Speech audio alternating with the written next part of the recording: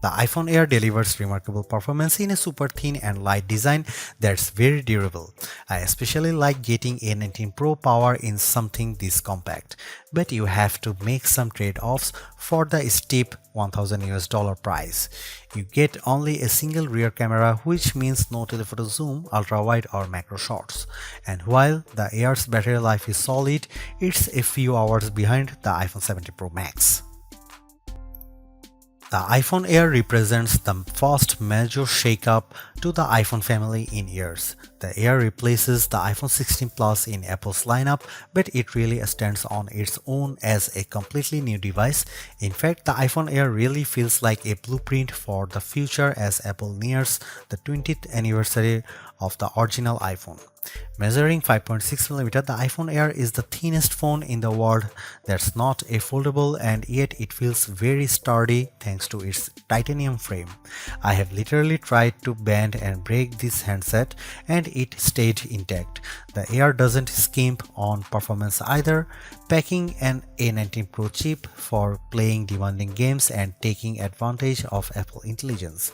So what's the catch with this super slim Air? There's only a single camera, and while the battery life is pretty solid for something this size, you get less endurance versus the iPhone 17 Pro models. But it might still be the best phone for you, depending on what you are looking for.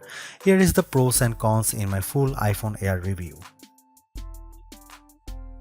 The iPhone Air starts at $1,000 for 256 GB of storage. That's $100 more than the iPhone 16 Plus, but Apple is betting that you will be willing to pay a premium for a phone that's this slim and portable.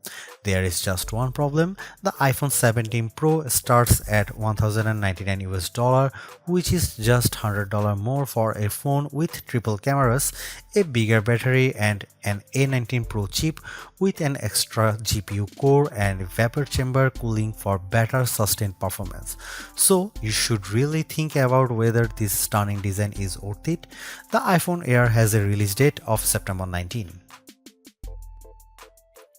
The iPhone Air is so thin and light that you are worried for its safety when you see it from across the room, but you will feel reassured when you put it in your hands.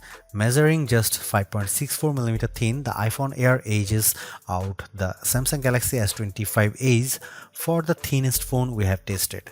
The Air is so thin, in fact, that you might forget it's in your front pocket. Well, the whole device isn't this thin. The plateau or camera bump runs across the top of the device and jutes out. At least it doesn't wobble on a table when you press down. Apple purposely crammed all the major components into this area to make room for a larger battery down below. The iPhone Air comes in sky blue, cloud white, light gold, and black. Frankly, the black color makes the design look cheap and not as thin. I preferred the sky blue model I tested, which does a better job of showing off the Air's thin profile. Some have complained that the titanium frame is too shiny, but I don't agree. If you are worried about the durability for a phone this thin, I think you can rest easy. I saw a demo that simulated a band with 130 pounds of force, and the iPhone Air shrugged it off.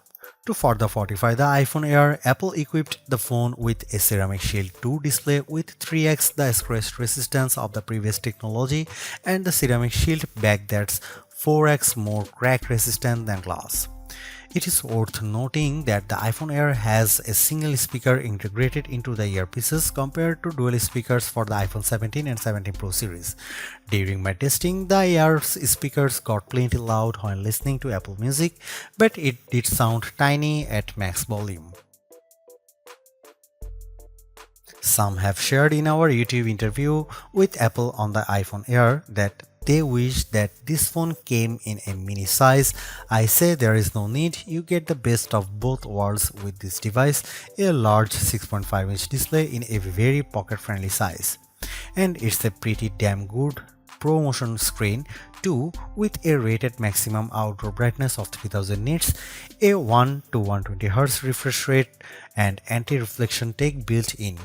Outdoors, I put the iPhone Air up against the Galaxy S25 Edge, playing the same Begonia trailer, and Emma's tone looked brighter, plus there was less glare. The iPhone Air didn't perform quite well as in our lab testing, covering less of the DCI-P3 color space and turning in a slightly worse Delta E accuracy score. The iPhone Air features a single 48 megapixel fusion camera with 2x optical quality zoom. No telephoto, no ultra-wide, but it is a pretty strong performer based on my testing. Just don't expect much more from the 10x digital zoom. The iPhone Air does bring some cool new camera features to the table that are also available on the iPhone 17, 17 Pro and 17 Pro Max. This includes an 18 megapixel center stage front camera that leverages a square sensor to let you shoot landscape selfies without having to flip the phone in your hand. Here are some camera samples of the new iPhone Air.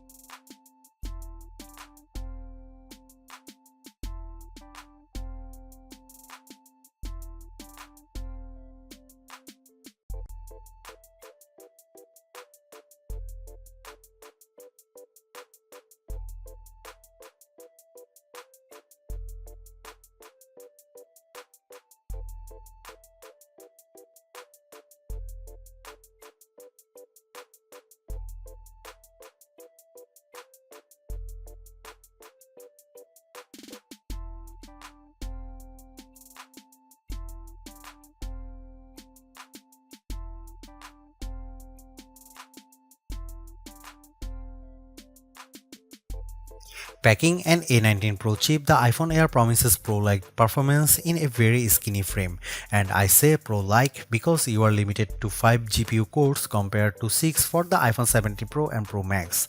I enjoyed smooth performance when playing Destiny Rising, double jumping and using my grenade launcher on multiple enemies while enjoying crisp graphics. I only noticed a drop frame here and there versus the iPhone 17 Pro Max. Speaking of twice, the iPhone Air having one less GPU core does impact benchmark scores. It reached 29.5 FPS in the demanding 3D Mark Solar Bay Unlimited graphics test compared to 46.6 FPS for the iPhone 17 Pro Max. The Galaxy S25 Edge also turned in a higher frame rate. On Geekbench, which measures overall performance, the iPhone Air beats the Galaxy S25 Edge and it finished our video transcoding test 20 seconds faster. How about sustained performance? To test that, we used the 3D Mark Wildlife Extreme Stress Test, which simulates gaming for about 20 minutes. We ran it once and recorded the result, then did a second run right after that to really stress test these phones. The iPhone Air performed quite well, with stability score that beat the Galaxy S25 Edge by a fair margin in both rounds. More surprisingly, the iPhone Air turned in cooler temperatures than the Pro Max when we measured the back of the phones using the laser thermometer in 5 locations and averaged the result, though the S25 Edge was even cooler. I am torn about the iPhone Air as its remarkable piece of engineering. This design is amazingly thin and light, and Apple deserves serious credit for making it so durable. It feels so strong, I don't think I would bother with a case. I also like how well the iPhone Air performs. No, it doesn't have the graphics might or sustained performance of the iPhone 17 Pro or Pro Max, but it's faster than the Galaxy S25 Edge and remains fairly cool under pressure, and it offers better sustained performance than Samsung's slim phone. However, I don't like the shoppers have to give up both an ultra-wide lens and telephoto zoom with the iPhone Air. At least Samsung gives you an ultra-wide camera that enables macro photography, but the iPhone Air's main 48 megapixel camera is very good overall. Apple left some other features on the cutting room floor as well, as such as fast charging and cinematic mode for video, so in sometimes the Air feels more like an iPhone Lite. Overall, I think the iPhone Air is worth buying for those who want a super slim phone that's very easy to carry, that doesn't sacrifice too much on performance, but you will have to live with some trade-offs if you want something this compact.